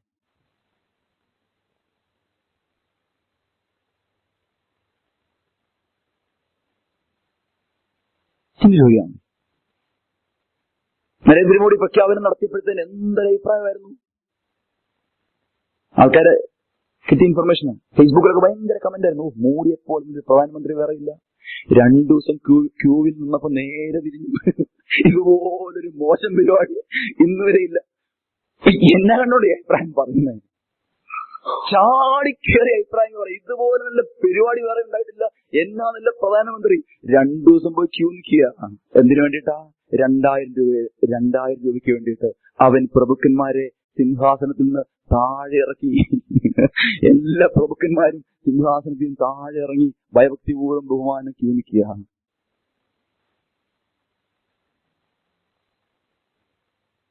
ഞാൻ പറഞ്ഞത് എത്ര പെട്ടെന്ന് നമ്മൾ വിധിക്കുന്നത്. കഥ പറയാ എന്താണെന്നറിയോ? വിധി എന്താണെന്നറിയോ? ഈ കരടെടുക്കാനുള്ള പരിപാടിയാ. ചിലരുടെ മിനിസ്ട്രി കരടെടുക്കുന്ന മിനിസ്ട്രിയാ. പക്ഷെ അവര് വിചാരിക്കുന്നത് അവർ കോല എടുക്കുന്നതെന്നാണ്. പക്ഷെ കോലല്ല എടുക്കുന്നത്, കരട എടുക്കുന്നത്. കോല എവിടെയാ ഉള്ളേ? കോല അവരുടെ കണ്ണിലാണ് ഉള്ളേ.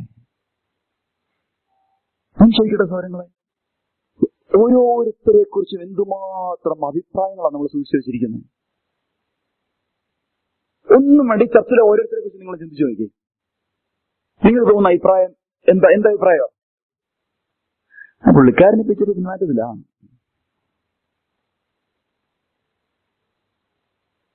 ആ സഹോദരി കാണുമ്പോൾ ചിരിച്ചു കാണിക്കുന്നേ ഉള്ളൂ. പക്ഷെ കുശി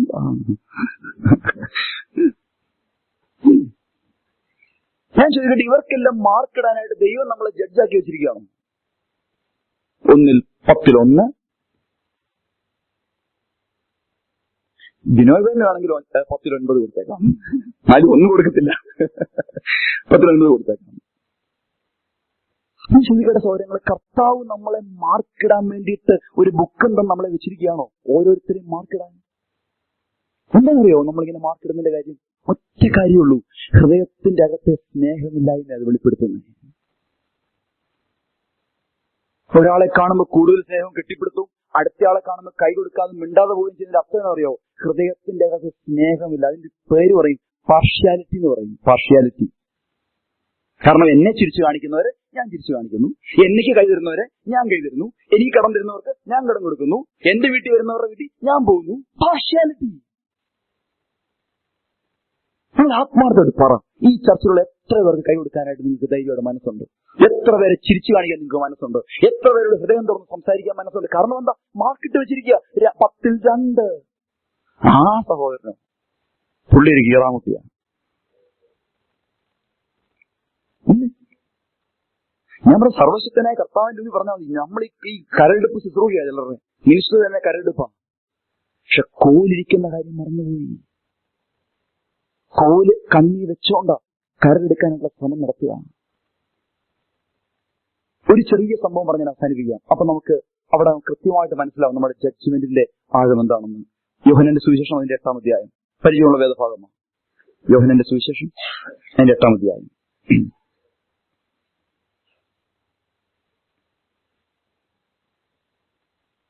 സംഭവം നമുക്കറിയാം. അതുകൊണ്ട് ഇത് മൊത്തം വായിക്കാനായിട്ട് ആഗ്രഹിക്കുന്നില്ല. അതിന്റെ 3-4 3 മുതൽ 5 വരെയുള്ള വാക്യം മാത്രം വായിക്കാം. ശാസ്ത്രിമാരും പരിശീലന്മാരും വ്യഭിചാരത്തിൽ പിടിച്ചിരുന്ന ഒരു സ്ത്രീയെ കൊണ്ടുവന്ന് നടുവിൽ നിർത്തി അവരോട്, ഗുരു, ഈ സ്ത്രീയെ വ്യഭിചാര കർമ്മത്തിൽ തന്നെ പിടിച്ചിരിക്കുന്നു. ഇങ്ങനെയുള്ളവരെ കല്ലെറിയണം എന്ന് മോശ ന്യായപ്രമാണത്തിൽ ഞങ്ങളോട് കൽപ്പിച്ചിരിക്കുന്നു. നീ ഇവളെ കുറിച്ച് എന്ത് പറയുന്നു എന്ന് ചോദിച്ചു. ഉണ്ടോ? കുറെ മിടുക്കന്മാർ യേശുവിനെ എടുക്കാൻ വന്നിരിക്കുക. ശാസ്ത്രിമാരും പരീക്ഷന്മാരും സ്ഥിരം വരും. എന്തിനാണെന്നറിയോ? എന്തിനാ വരുന്നേ? എങ്ങനെ യേശുവിനെ വാക്കിൽ കൊടുക്കാം. ചോദിക്കട്ടെ, നമ്മൾ ആരോടെങ്കിലും സംസാരിക്കുമ്പോഴത്തേന് ഹൃദയം തുറന്നാണ് സംസാരിക്കുന്നത്, അതോ ചില ആളെന്ന് മുറിച്ച് കീറിയ സംസാരിക്കുന്നത്? ഓ, എന്തൊരു കാൽക്കുലേഷൻ എന്നറിയോ? എങ്ങനെങ്കിലും ഞാനെന്ന് പറയുമ്പോ അവരുടെ എന്തെങ്കിലും പിടിക്കാൻ പറ്റുമോ? ചില ചോദ്യങ്ങൾ അങ്ങോട്ടിടും. ഈ പരീക്ഷന്മാരുടെ സ്പിരിറ്റ് പോയിട്ടില്ല. പരീക്ഷന്മാർ ചത്തുപോയി, അവരുടെ സ്പിരിറ്റ് ഇപ്പോഴും നടക്കുന്നുണ്ട്. എവിടെങ്കിലുമൊക്കെ അത് കയറും. അതിലൊരു സ്പിരിറ്റ് ഇതാണ്, എങ്ങനെങ്കിലും ആൾക്കാരെ വാക്കിൽ കൊടുക്കാൻ. അവർ യേശുവിന്റെ അടുക്ക് വന്നു. അവർ പറഞ്ഞു കാര്യം ഇതാണ്, ന്യായപ്രമാണം പറഞ്ഞു ഇവളെ എന്ത് ചെയ്യണം, കല്ലെറിഞ്ഞു കൊള്ളണം. She's caught red handed, on the spot പിടിച്ച ആളാണ്. നമുക്ക് ചോദ്യം ചോദിക്കാം, സഹോദര പിടിച്ചു എന്നുള്ള ശരി, പക്ഷെ കൂടെ ഉണ്ടായിരുന്ന പുരുഷൻ എന്ത് ചെയ്യും? പുരുഷനെ പിടിക്കത്തില്ല, പിടിക്കാൻ പറ്റാത്ത പാവപ്പെട്ടതങ്ങളെ പിടിക്കുള്ളൂ. വലിയ ഉസ്താദന്മാരൊക്കെ രക്ഷപ്പെടും. ഇവരുടെ ഉദ്ദേശം എന്നറിയാവോ? യേശു പറയുകയാണ് ഇവളെ കല്ലെറിഞ്ഞു കൊല്ലണം എന്ന് പറയുകയാണെങ്കിൽ ഇവർ പറയും, ഞങ്ങൾ അന്നേരെ പറഞ്ഞില്ല ഇവൻ വലിയ കരുണയുള്ള പ്രവാചകനാണ്, സ്നേഹമുള്ളവനാണെന്ന്. കണ്ടോ, ഇവൻ കല്ലെറിഞ്ഞു കൊല്ലണം എന്ന് പറഞ്ഞില്ലേ? ഇനി യേശു പറയുകയാണ് അല്ല, കല്ലെറിയാൻ പാടില്ല എന്ന് പറഞ്ഞാൽ അവർ പറയും, കണ്ടോ ഇവൻ ന്യായപ്രമാണത്തിന് വിരോധമായിട്ട് സംസാരിക്കുന്നു. ഇതാ ഉടക്കിവിടെയാ. ഇതാ ഇവരുടെ ഉദ്ദേശം. ഇതാ എങ്ങനെങ്കിലും യേശുവിനെ പിടിക്കണം, ഒന്നില്ലെങ്കിൽ ഇവിടെ അല്ലെങ്കിൽ ഇവിടെ. ഞാൻ പറയാം മക്കളെ, കർത്താവിന്റെ ജ്ഞാനം മനുഷ്യന്റെ ഉന്നതകരമായ ജ്ഞാനം കർത്താവിന്റെ ഭോഷത്വത്തെക്കാളും ചെറുതാന്ന് പറയുന്നത്. അതാ കർത്താവിന്റെ ജ്ഞാനം. ഞാൻ പറയാം, യേശു ഒരു പുസ്തകം എഴുതായിട്ട് ബൈബിളിൽ നമ്മൾ കാണുന്നില്ല. പക്ഷെ യേശു നിലത്തെഴുതുന്നൊരു കാര്യം അവിടെ യേശു എഴുതി, അതൊരു പുസ്തകത്തെക്കാളും വലിയ സംഭവം കേട്ടോ. ഇത് വെച്ചുകൊണ്ട് ആയിരക്കണക്കിന് പുസ്തകം ഇറങ്ങിയിട്ടുണ്ട്, ഈ ഒരൊറ്റ സംഭവം വെച്ചുകൊണ്ട്. പക്ഷെ യേശു പുസ്തകം എഴുതിയില്ല, യേശു നിലത്ത് 2 എഴുത്തങ്ങ് എഴുതിയതേ ഉള്ളൂ. യേശു വന്നിട്ടൊന്ന് നിവർന്നു, ഒറ്റ സ്റ്റേറ്റ്മെന്റ്, നിങ്ങളിൽ പാപമില്ലാത്തവൻ ഇവളെ ഒന്നാമത് കല്ലെറിയട്ടെ. അത് വാക്യം ശ്രദ്ധിച്ചോണം നിങ്ങളവിടെ. 9-ാം വാക്യം വീണ്ടും കർത്താവ് എഴുതാൻ തുടങ്ങി. വേഴ്സ് 9, അവർ അത് കേട്ടിട്ട് മനസാക്ഷിയുടെ ആക്ഷേപം ഹേതുവായി മൂത്തവരും ഇളയവരും ഓരോരുത്തരായി വിട്ടുപോയി. പ്രായമുള്ളവർ മുതൽ ചെറുപ്പക്കാർ വരെ. ഞാൻ പറഞ്ഞ പാപമില്ലാത്തവൻ ഒന്നാമത് കല്ലെറിയട്ടെന്ന് പറഞ്ഞപ്പോ മൊത്തം പാപത്തെ കുറിച്ചായിരിക്കണം തോന്നില്ല, ഈ പർട്ടിക്കുലർ ഏരിയയിലുള്ള പാപവുമായിട്ട് ബന്ധപ്പെട്ടായി സംസാരിക്കുന്നത്. ഏതെങ്കിലും ഒരാൾ വ്യഭിചാരത്തിലൊന്ന് വീണാൽ എത്ര പെട്ടെന്ന് വിധിക്കുന്നല്ലേ അല്ലേ? വീണ് കേട്ടോ, 7-ാം കൽപ്പന ലംഘിച്ചു കേട്ടോ, എന്തൊക്കെ അഭിപ്രായങ്ങളോ നമ്മൾ. പിന്നെ അതിനെക്കുറിച്ച് നമ്മൾ ഇതിന്റെ വാർത്തകൾ ചമക്കുക. ഉടനെ ഫോൺ എടുത്തു, അറിഞ്ഞായിരുന്നോ വീണു. അവരോടുള്ള ദൂത ഇത്, നിങ്ങളിൽ പാപമില്ലാത്തവൻ ഒന്നാമത് കല്ലെറിയട്ടെ. കാരണം കർത്താവിന്റെ പ്രമാണം, ആസക്തിയോടെ സ്ത്രീയെ നോക്കുന്നവൻ അവളുമായി വ്യഭിചാരം ചെയ്തു കഴിഞ്ഞു. കണ്ണടർച്ച വരുത്തിയാൽ ഇറ്റ് ഈസ് ഈക്വൽ ടു വ്യഭിചാരം. ഇതാ കർത്താവിന്റെ പ്രമാണം. എത്രയോ പ്രാവശ്യം അതിൽ വീണിട്ട് ഏതെങ്കിലും ഒരുവൻ വ്യഭിചാരത്തിൽ വീണെന്ന് പറയുമ്പോൾ അന്നേരം വിധിക്കുന്ന പരീക്ഷ മനോഭാവം.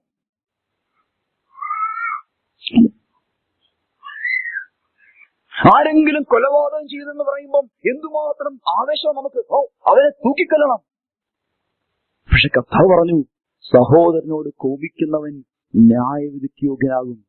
നിസ്സാര എന്ന് പറഞ്ഞാലോ ന്യായാധിപസഭയുടെ മുമ്പിൽ നിൽക്കേണ്ടി വരും. മൂഢ എന്ന് വിളിച്ചാലോ അഗ്നി നരകത്തിന് യോഗ്യനാകും എന്നുള്ള പ്രമാണം. അങ്ങനെയാണെങ്കിൽ വേറൊരുത്തൻ കൊലപാതകം ചെയ്തു എന്ന് പറഞ്ഞ ആവേശം കൊള്ളും ഓർത്തോണം, അതിന്റെ അനേക പ്രാവശ്യം എന്റെ ഹൃദയത്തിൽ ഞാൻ ചെയ്തിട്ടുണ്ട്. ഇതാ കർത്താവ് പറഞ്ഞു. ഓരോ കാര്യങ്ങളും നിങ്ങൾ എടുത്തു മറ്റുള്ളവരെ. അതാ കർത്താവ് പറഞ്ഞത്, സ്വന്തം കണ്ണിൽ കോലിരിക്കെ അവൻ ഒരു പ്രാവശ്യം ചെയ്തുള്ളൂ. നമ്മളൊരു 100 പ്രാവശ്യം ചെയ്തിട്ടൊരു കോലായിട്ട് മാറിയിരിക്കുക. അവൻ ഒരു പ്രാവശ്യം കൊലപാതകം ചെയ്തുള്ളൂ, പക്ഷെ ഒരു 1000 പ്രാവശ്യം കോപിച്ച് വേണ്ടാത്ത വാക്കുകളെല്ലാം പറഞ്ഞ് നമ്മുടെ അനേക പൊടികൾ ചേർന്നൊരു കോലായിട്ട് മാറിയിരിക്കുക കണ്ണില്. പക്ഷെ ഇപ്പൊ നമ്മൾ അവനെ വിധിക്കുക.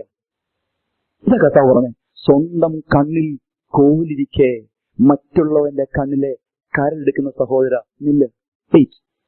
ആദ്യം സ്വന്തം കണ്ണിലെ കോലെടുത്തു കളയുക, അപ്പോൾ കുറച്ചുകൂടെ ഐസൈറ്റ് ക്ലിയർ ആകും. ഇപ്പൊ കാര്യങ്ങൾ ശരിക്കും കാണാൻ പറ്റുന്നില്ലെന്നേ, ശരിയായ രീതിയിലല്ല കാഴ്ച. കാരണം എന്താ? കണ്ണിൽ കോലിരിക്കുക, ജഡ്ജ്മെന്റ് ഇരിക്കുക, അനേക പാപങ്ങൾ എന്റെ ഹൃദയത്തിലിരിക്കുക. അത് ഞാൻ ഇല്ല. അതാണോ ബ്രദർ ഇത്രയും പാപം? ഓരോ പ്രാവശ്യവും സീരിയൽ കണ്ട്, സിനിമ കണ്ട്, അതിലെ കാര്യങ്ങൾ കണ്ട് ആവേശം കൊള്ളുക.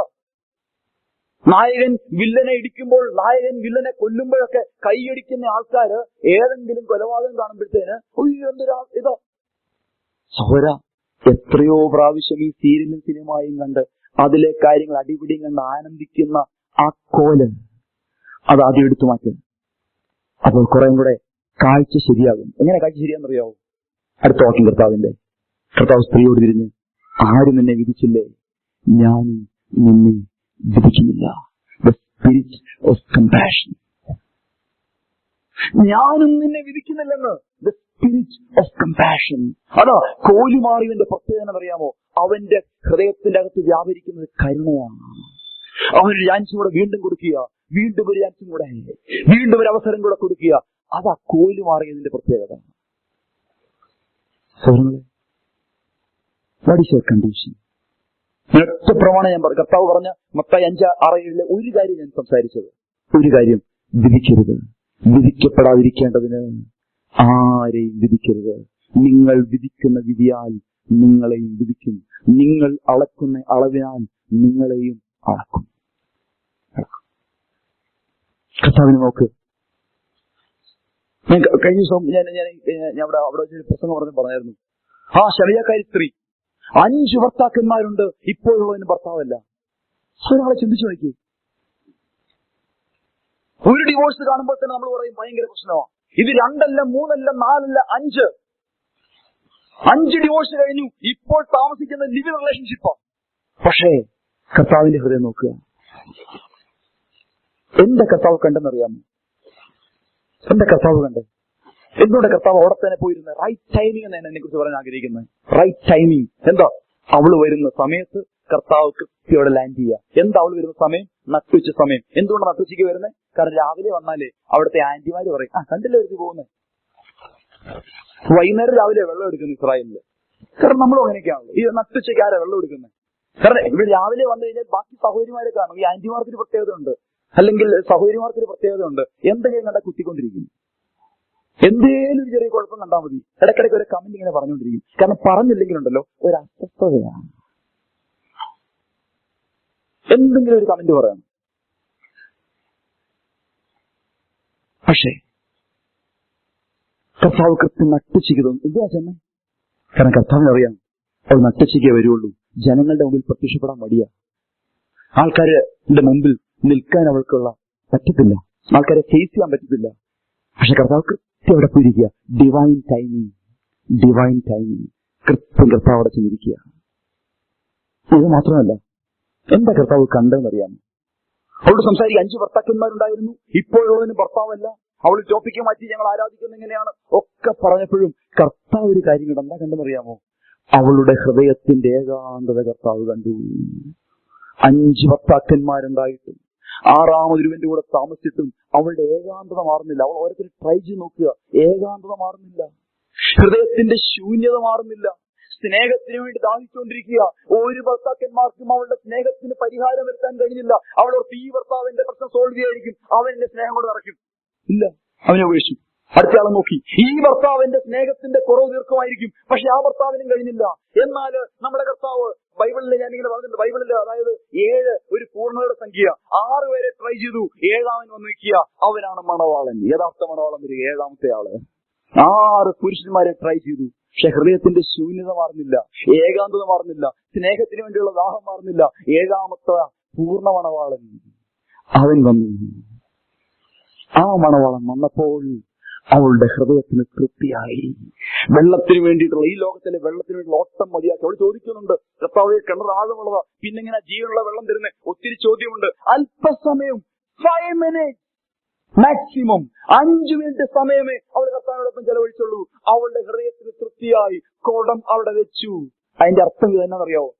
ഈ വെള്ളം കുടിക്കുന്നതിനൊക്കെ ദാഹിക്കും, ഞാൻ കൊടുക്കുന്ന വെള്ളം കുടിക്കുന്നതിന് ഒരു നാളും ദാഹിക്കത്തില്ല. അവളുടെ ദാഹം അവസാനിച്ചു. അവൾ കുടം അവിടെ വെച്ചു. പിന്നെ ഒറ്റ പട്ടണത്തിലേക്ക്. എന്താണെന്നറിയാമോ? തൃപ്തിയായെന്ന്.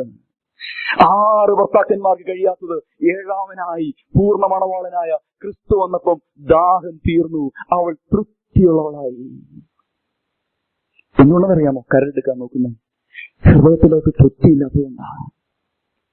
എന്തുകൊണ്ടാണ് മറ്റുള്ളവരുടെ കുറവുകളെ നോക്കിക്കൊണ്ട് പോകുന്നത് അറിയാമോ? ഹൃദയത്തിനകത്ത് കർത്താവിനോടുള്ള മാധുര്യം ഹൃദയത്തിന്റെ അകത്ത് വാഴാത്തത് കൊണ്ടാണ്.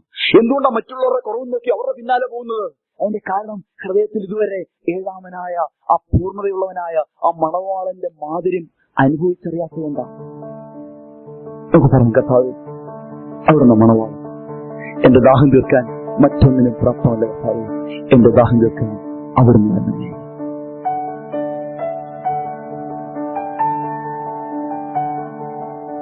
ഈ സന്ദേശം ശ്രവിക്കുക മൂലം നിങ്ങളുടെ ഹൃദയത്തിൽ നല്ല ചില ആഗ്രഹങ്ങൾ ഉൾനടപ്പെട്ടുവെങ്കിൽ ഞങ്ങൾ കൃതാർത്ഥനായി.